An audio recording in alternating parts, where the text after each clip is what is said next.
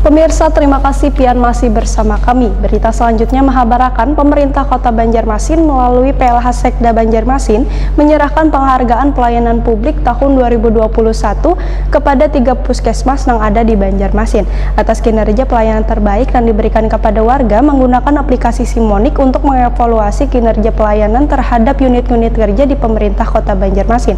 Pemirsa, inilah kabar yang selengkapnya. Pemerintah Kota Banjarmasin melalui PLH Sekda Banjarmasin Muhyar MAP menyerahkan penghargaan pelayanan publik tahun 2021 kepada 3 puskesmas yang ada di Banjarmasin di lobi Balai Kota Banjarmasin Jalan RE Marta Dinata Banjarmasin Tengah, besukan Rabu 19 Mei 2021.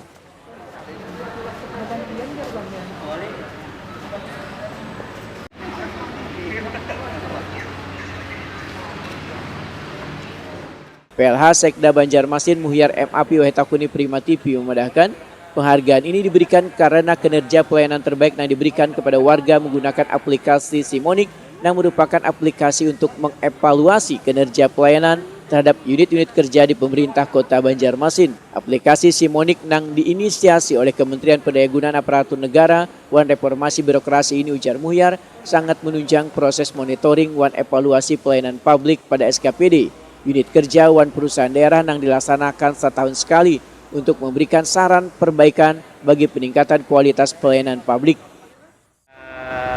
Penghargaan kepada 3 puskesmas yang memberikan pelayanan terbaik kepada masyarakat melalui aplikasi Simonik.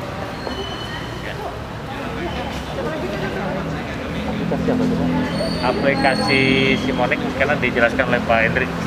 Sedangkan 3 puskesmas yang mendapat penghargaan adalah Puskesmas S. Parman, Puskesmas Kelayan Timur, wan Puskesmas Banjar Indah.